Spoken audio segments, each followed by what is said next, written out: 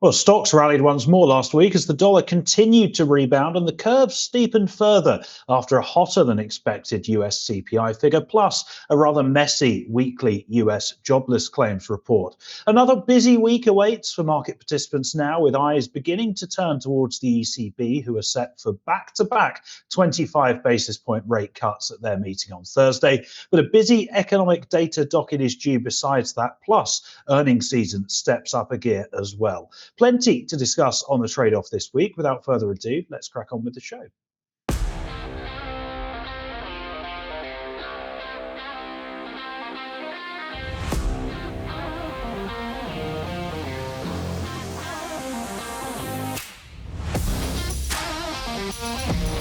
So it was a busy week last week. This week has started in slightly quieter fashion, but I'm sure it will get relatively busy in pretty short order. Joining me, as always, to try and make sense of everything that's going on is my good friend Ryan Littlestone from Forex Flow Live and Forex Analytics. And Ryan, it seems like you've spent most of this quiet Monday looking at restaurants that you can take me to next week. Yes, well, it's a bit of a strange one for viewers that don't know. You lost another bet to me, and I've somehow ended up paying for it. But I don't know how that works. But yes, looking at restaurants, we're looking to go Peruvian this time around, so something different. Indeed, I'm very much looking forward to that. But before we get there, we've got not just this week, but also next week to get through before we can, put our feet up and let our hair down. Well, I'll let what's left of my hair down. I'm not sure you'll be able to do the same. In any case, let's crack on with Topical Thunder.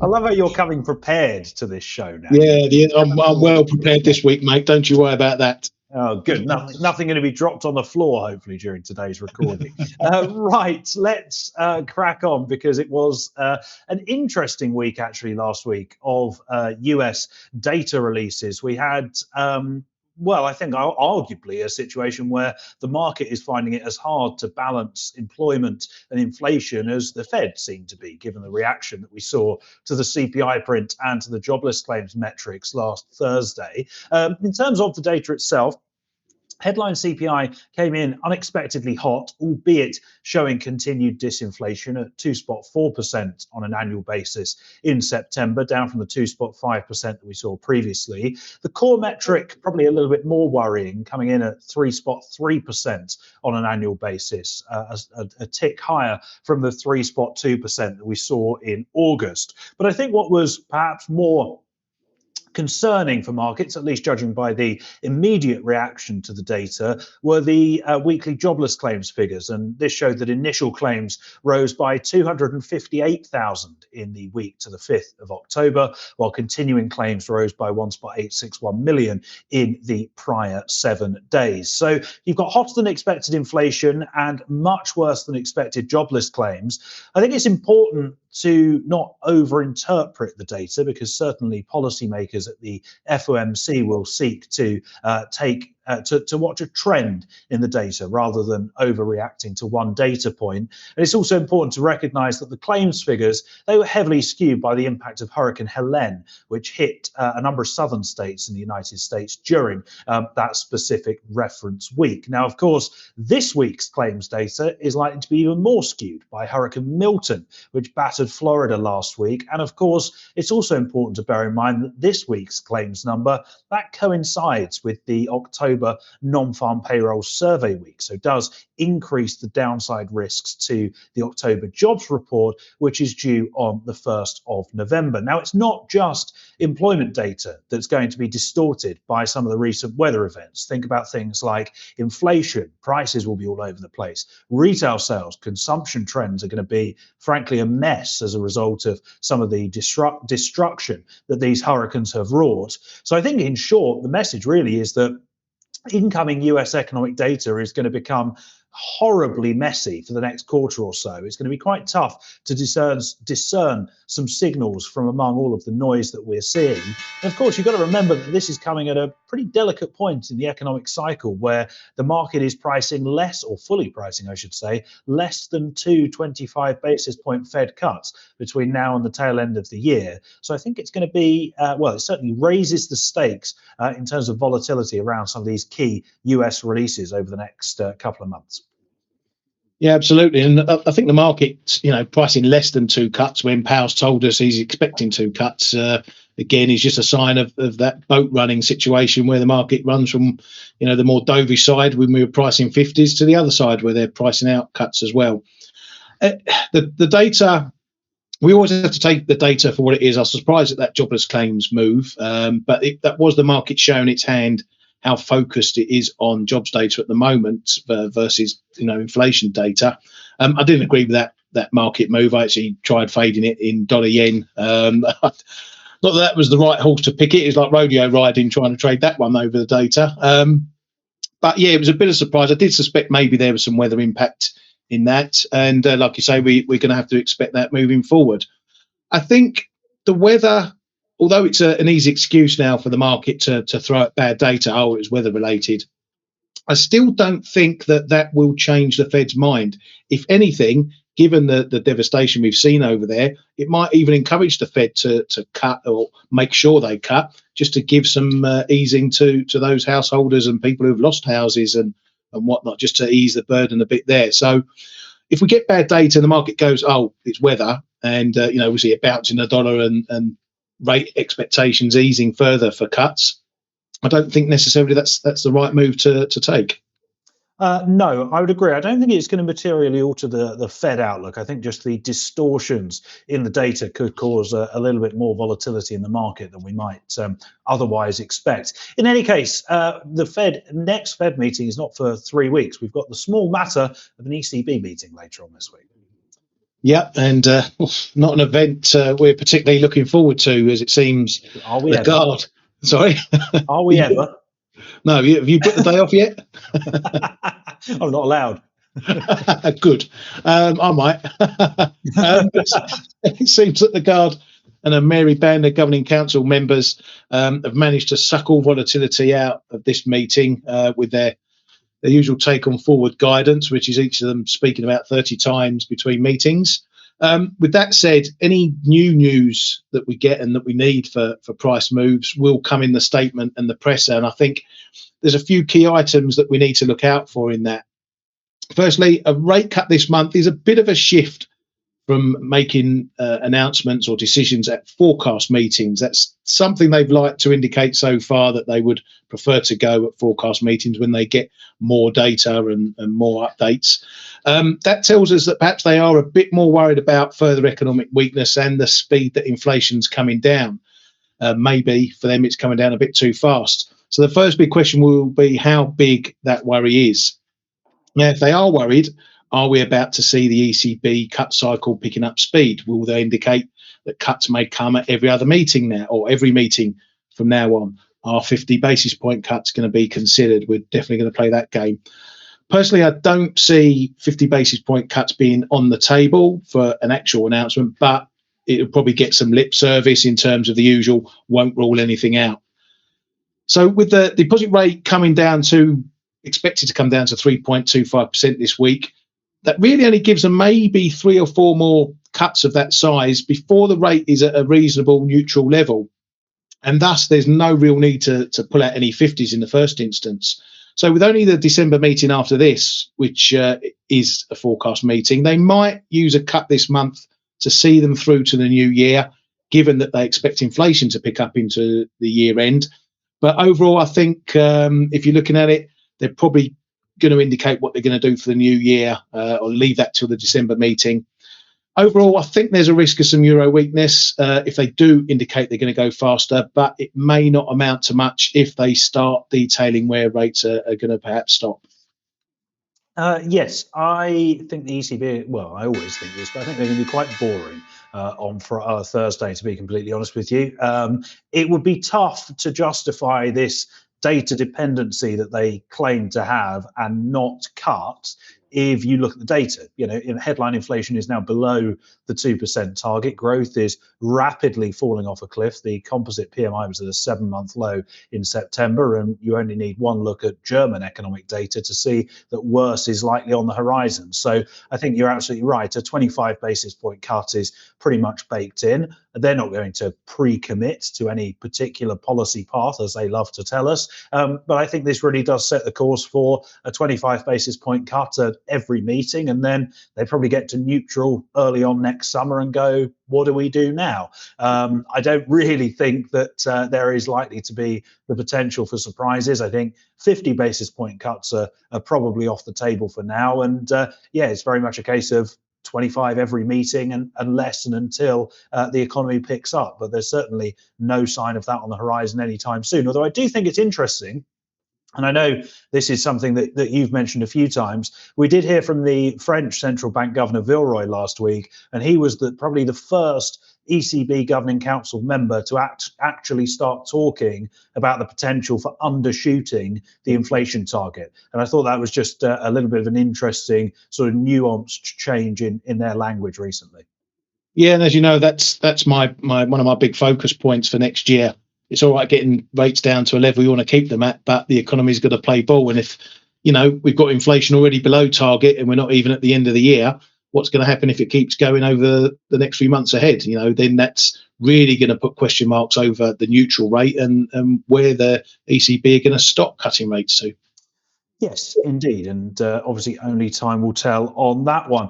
Moving on, it's not just a busy week in Europe, it's a busy week here on this side of the channel as well, with a handful of key UK economic releases due, setting up some framing ahead of the next BOE decision, which comes on the 7th of November. Tuesday morning, so this data will be out by the time you watch this show, I would imagine.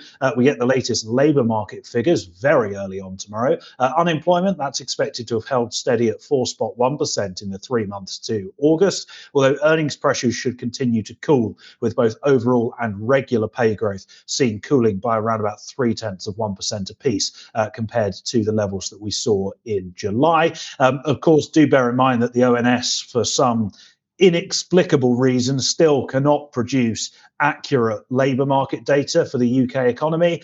So take the figures with a little bit of a pinch of salt. Moving on. On Wednesday, we'll get the latest inflation numbers. Headline CPI, that's seen rising by 1.9% on an annual basis in September, back below the 2.2% target after jumping to 2.2% in August. There were a few one-off impacts in that number: energy prices, some base effects, and also the impact of another round of Taylor Swift conferences distorting the data somewhat. We are expecting a continued fall, or a renewed fall, I should say, in some of the underlying inflationary gauges as well as a result of those effects fading. Core inflation, that's seen down at 3.4 from a prior 3.6, and services, which is something the BOE watched very, very closely indeed, that's seen at 5.2, down from a prior 5.6%. And then, of course, the week wraps up on Friday with the latest retail sales figures. Headline sales, they're seen falling by 0.5% on the month in September at a headline level, the same magnitude of a decline expected excluding fuel. And I think one of the things I'll be focusing on in that retail sales release is whether we see a slump in spending on some of these bigger ticket items, and that could just be the first sign of a little bit of spending restraint and a little bit of uncertainty creeping in ahead of what's likely to be a pretty grim budget on the 30th of October in terms of tax hikes and government spending cuts. Looking at how the market views that next BOE meeting, we currently see the curve pricing around a 93% chance of a 25 basis point cut in November. I think that's pretty much nailed on at this moment in time. What's more interesting is December. Markets see that as a 50-50 chance for a second 25 basis point cut after the November meeting. And of course, that comes after Governor Bailey was talking the other week about being potentially a little bit more activist in terms of delivering rate cuts if incoming inflation data continues to behave itself. And I think if we do see particularly that core and that services inflation metric come in below market expectations, you are going to see quite a substantial dovish repricing, and subsequently you'd expect some pretty chunky headwinds facing the pound as well. Yeah, I think that the market's going to look at this data through that Bailey lens from last week, where he ticked the possibility of getting a bit more aggressive. So if we do see weak data, then people are going to think, oh, well, he's had the heads up on that, and that's why he's sent out the comments. And really, the pound hasn't recovered at all since then, since those comments, particularly euro, sterling, and cable certainly haven't got back to levels we were pre-Bailey. So, yeah, I'm not going to be up for any of the data. I might be up for the CPI data. Of course I'm not. I might be up for the CPI data because that'll be probably the most important one of the lot. And yeah, we get to see is inflation coming down below target, or is it going to be a bit more sticky? I don't know what to make of those wage numbers. There's still an awful lot of public sector pay deals, whether they're going to be impacting or not. Obviously, as soon as Starmer came in, he handed off pay deals to some of the NHS staff doctors, and then we had this deal with some of the rail unions as well. But then we've got other potential strikes and pay deals going on. So I don't think we've seen the last of the wage argument, shall we say, and higher wages. So I think that might continue to be more sticky. Yeah, I would tend to agree with that, and I don't want to turn this into a political broadcast, but of course the precedent that's been set by effectively saying go on strike and we'll give you what you want, it does raise the risks that we do see continued rounds of above inflation public sector pay rises, not just this year for those who haven't had their pay settlements yet, but also into the next financial year as well. May I also take this opportunity to reassure our viewers that I will be up for all three of those data releases, sat at my desk about 50 yards away in there. So don't you worry, at least one of us is fully committed to the cause. In any case, our producer's already moved our graphics on. I think he's giving us a hint to tell us to hurry up and get on with it. So we probably should. Yeah, well, you know, they say move on quickly before you say something awkward. So yeah, let's go on to economic data. And what else we should be watching this week? Michael's done a good job of covering all the UK data. I'm going to look at some of the other important data this week. Tuesday is going to be important for the Bank of Canada because we get the latest Canadian CPI data.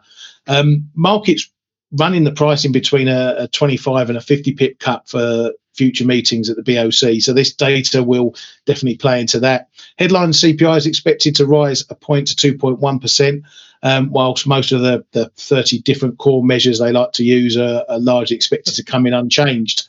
We know why that is, by the way. What's that? It's trim core, median core, BOC core. It's all a load of rubbish, isn't it? Yeah, it is. Are you going to have another rant? Do I need to? No, I'm not. For a minute. Don't worry. No. Sure, you done? Yes, okay. All right. Right. No puns. No puns. I'm ready. No, no puns either. Okay, I'll crack on. Yeah, we get Kiwi CPI, New Zealand CPI later in the evening on Tuesday, and that again is going to be important after the RBNZ went a 50 pip last week. This data will be key as to whether the market assumes they're going to go another 50. They release this data quarterly, so there's always a bit of space in between the numbers. So this is Q3 data, expecting in at 2.3% from 3.3% prior, so coming down quite a chunk. This week also kicks off the October manufacturing data. US Empire State and Philly Fed numbers come Tuesday and Thursday, so watch those for an early insight into that currently weak sector. The big data Thursday, though, is US retail sales. Now, this September survey period might not have included any of the hurricane effects from Helene, but it will still give an idea of how the consumer is faring ahead of the big upcoming holiday and shopping periods to come. On Friday, we see another flood of data from China, including GDP, investment and retail sales. With a lot of focus on stimulus measures at the moment, this data might well show how deep a hole they need to dig themselves out of. Obviously, this data isn't going to reflect any of the recent stimulus measures. And then later on Friday, we get housing data from the US with housing starts and building permits. And this may be one of the data points that will show some of the impact from the Fed cut, because it's just coming around that time when they did cut. So we could start to get some data from the US that, as I say, reflects that 50 pip cut. But as always, before trading the data, read them in terms of the trends and what those mean for the central banks. Yes, you can react to each individual data point, whether it's a hit or a miss, but bear in mind what it means for the bigger trends. Yes, indeed. That's very important. I think of all of that, I think US retail sales is the one I'm going to be keeping my beady eye on the closest, plus, of course, the jobless claims print that we referenced earlier. And just for some more context around that, of course, that drops in the sort of half an hour intermission that we have between the ECB decision and the ECB press conference. So that could be a very busy half an hour or even longer for financial markets, depending on what President Lagarde has to say. The Canadian CPI figure is going to be interesting, although I think the chances of a 50 basis point BOC cut have been diminished marginally after a better than expected jobs report on Friday. The economy added about double the number of jobs were expected, unemployment down to 6.5% from a prior 6.6%. So I think that has lessened the chances of a dovish surprise from the BOC next week. But yeah, certainly a bit of a sort of week that has something for everyone, isn't it? Yeah, and it's funny you mentioned those rate expectations, because after the Canadian jobs data, the expectations for a 50 got cut from somewhere like 51% down to 38%. And then right after we got the business outlook survey, which was still showing a little weakness, it went back up to 50% again. So, yeah, I don't know why they would suddenly step up to a 50 after doing three 25s on the trot. They're on their path and they're going to stick to it. But this is the game we're going to be playing, that pendulum swinging, and the market, as usual, probably getting too dovish. Yes, very much so. Right, let's move on to some charts.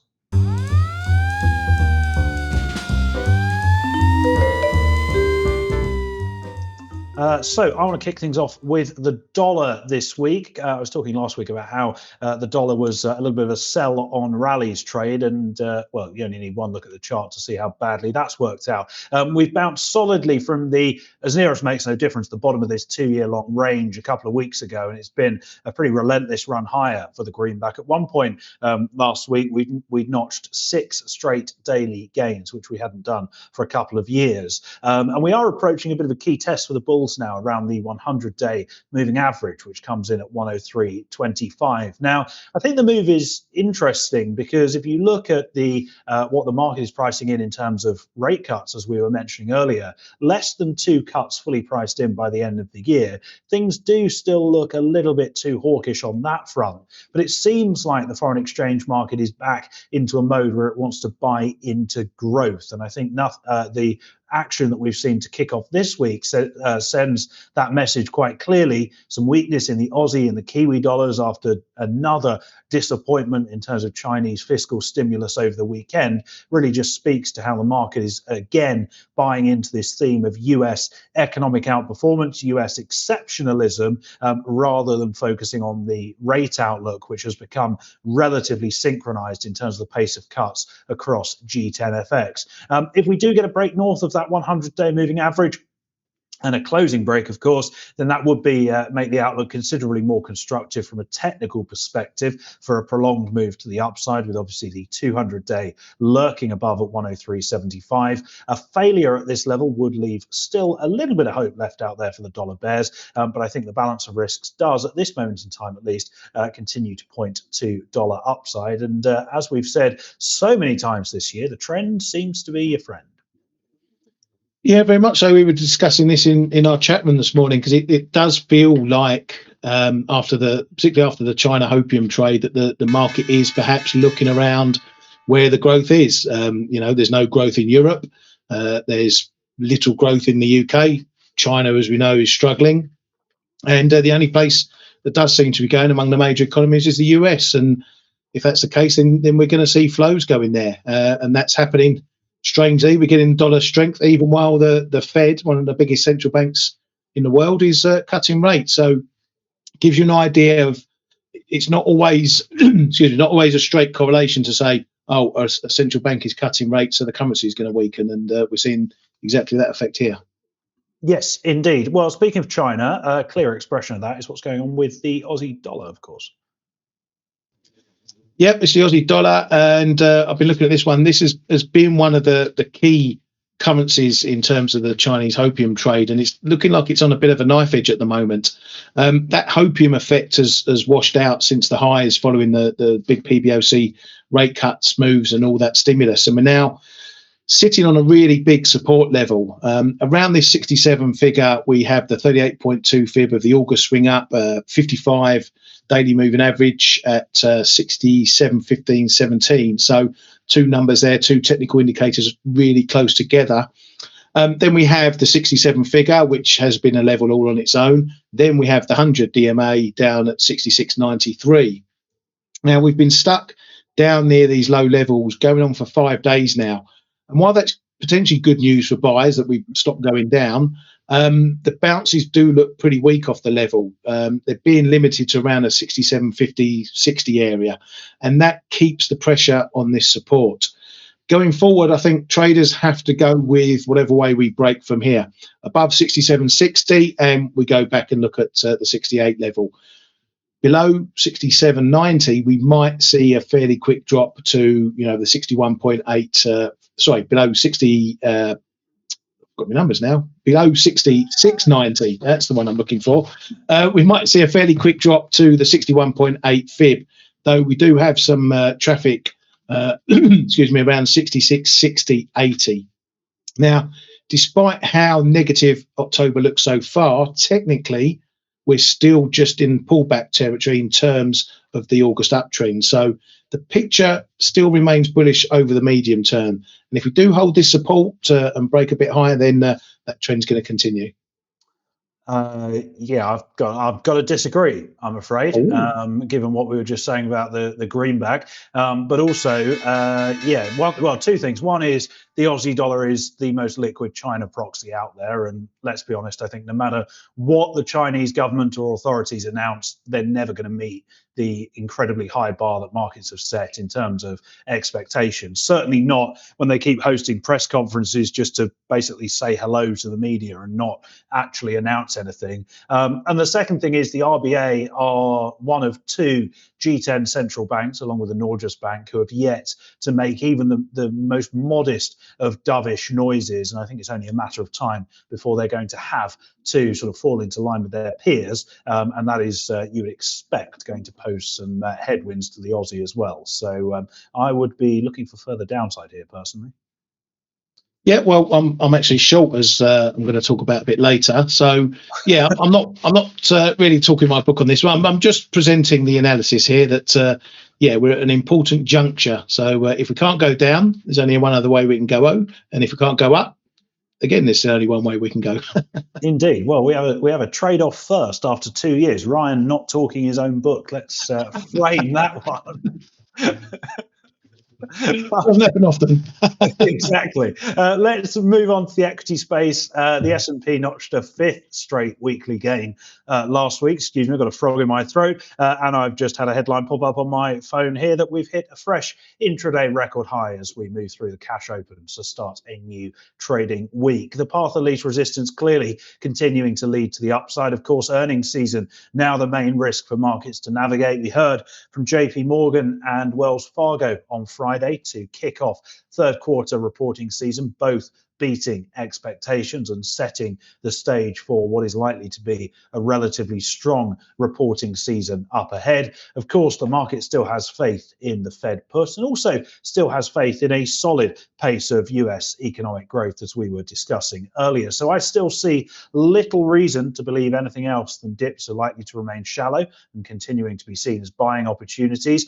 One thing that has caught some attention, I've had a few people talk about this, is why are equities rallying when the VIX is at 20 or 25? The reason is the VIX looks ahead over about a 30-day window in terms of implied volatility, and that now encompasses the election, which is obviously just 3 weeks away. So you are seeing a lot of hedging activity around the election, which is pushing implied vol in early November higher, which is having the effect of sort of artificially inflating the VIX. The fact that the market is rallying at the same time as the VIX is moving higher is not, in my mind at least, any sort of sell signal or harbinger of doom, as you've seen some people on the internet talk about it as. It's purely a sort of mechanical thing with how the index is calculated. So, long and strong still in terms of the US equity market. Yeah, you've been pushing this one for quite some time, haven't you, mate? And every time we do, I've got nothing much to add. We keep making new highs. There is nothing to throw against this stock market at the moment. But one thing I perhaps would caution is as we're getting closer to the action, maybe we start to see a bit of decent profit taking. The market still, I don't think it knows what's going to come from any of these contenders. We know that Trump's been a bit more open on some of his policies, looking to end double taxation and things like that. So that's probably adding to some of this positivity. But as we get to crunch time, probably 2 weeks before that election, then maybe there's going to be a few more wobbles in the stock market, or probably not. Well, indeed, we shall see. It's a weird election, though. It's a really weird election because, we're sat here 3 weeks out, and I was talking to our very good friend Ryan Paisley earlier on, PIQ Suite, go and have a look if you haven't already. And we were both saying, and it may be a function of the fact that we live on this side of the Atlantic, but the media don't seem particularly interested. The market doesn't seem particularly interested, and policy detail is incredibly thin on the ground. I mean, I would say a lot of what we know about the election is almost assumed based on the stereotypes of each party rather than necessarily what either candidate has actually had to say. So yeah, it's a very, very strange one. And to be completely honest with you, I think with 3 weeks to go, we're certainly not going to get much more clarity now. No, probably not. And they don't tend to put out manifestos like everyone else, do they? Not as much, but you would have expected a little bit more in terms of some of the stump speeches, at least in terms of, actually setting out their stall in terms of policy and all that kind of thing. And it just doesn't seem to have happened, unless, of course, it's managed to pass by, every single market participant out there, which I think is a bit of a long shot. Yeah, exactly. They just seem intent on slagging each other off. Well, leave them to it. That's what I say. Exactly. Right. Why don't we look at the equity market a bit closer to home? Yeah, I'm going to look at UK equities. And, you mentioned it earlier, things are looking pretty dim or grim for the budget news at the moment. And I'm looking at the FTSE 100. I was in two minds whether to look at this one or the more UK-centric all-share index, but I'll stick with the FTSE 100. It seems like we're getting into full-on budget mode at the moment. And so if you're trading UK assets, you need to keep on top of the news. The latest headlines, for example, were that the capital gains taxes, national insurance, could be heading much higher. And that's not good for firms, and it's not good for investors. We've already seen reports that there's been apparently a 6% increase this year on UK business owners looking to speed up selling their businesses, again, to get in before some of these tax hikes. Bank of New York, they reported that custodians have sold the largest amount of gilts in September since the Truss event. So the trend at the moment is looking obvious that investors are taking a bit of a dour line into the budget. Now, for stocks, we're not yet seeing any real negative impact. That may reflect some of the trade-off between some pain that might be coming in, but there's also the other side in which the government might be supportive of growth. So it's a bit of a trade-off between negative on the tax side, positive on any growth boosting measures. But it's all sounding like a bit of hopium at the moment. So the FTSE 100 is full of international firms and listings, so it's not an overly good indicator for purely domestic events. But as this budget's likely to impact both sides, both domestically and foreign firms, it's one that we should be watching for sentiment clues, if anything. I think the trade is pretty simple from here. If we're breaking up through the 84 highs, be it before or over the budget, then the market is feeling good about that budget. If we're under 8,000, again, going in or over, then the sentiment is looking far more negative, and you have to go with which side the market moves on that. We're still 2 weeks out from the budget. As I say, that's now in the zone when these headlines really might start to move things. Yeah, we're definitely getting to that point where the market is starting to focus on the fiscal side of things more. And if we're being honest, it sounds like the budget is going to be pretty grim. We've got this rumoured 39% capital gains tax rate, and also now, as you said, talking about increasing the employer national insurance contribution, which sounds incredibly complicated, but effectively it's just going to make it more expensive to hire people. So what a firm's going to do, they're probably going to hire fewer people. I think one point that actually I was talking with a few colleagues earlier, the messaging does seem to be quite clever around the budget, because Initially, we were talking about CGT rates being aligned with income tax. So you're talking about the potential for as high as 45%. We've now got reports that it could be as high as 39%. So if Rachel Reeves stands up on the 30th of October and says, we're going to have to put capital gains tax up and it's going to go to 34%, well, a lot of people are going to go, oh, thank God for that. It could have been a lot worse. And actually forget that it's still 15% higher than it is now, and it's still going to kill investment. So there is a little bit of political strategy and game playing going on here, obviously, to fill this imaginary £22 billion black hole that the government have come up with. But yeah, the FTSE's kind of gone nowhere for 3 or 4 months now. I think the fiscal backdrop certainly, and the uncertainty doesn't help that. And to be honest with you, it seems like when you take the spin away and you boil it down, the budget is only going to be bad news, I think. Yeah, and that's one of the reasons why I'm paying for lunch before the budget, so that I can use the expenses to reduce my capital gains obligations in case they do hike them. So I'm serving two purposes here. Oh, there we go. Well, hang on a second. We can go somewhere nicer now, somewhere more expensive. I want you to reduce that tax obligation as much as you can, mate. It's all for you. Don't worry. I was expecting you to anyway. Right, beers on Ryan in a few weeks. For now, let's look at our plays of the day.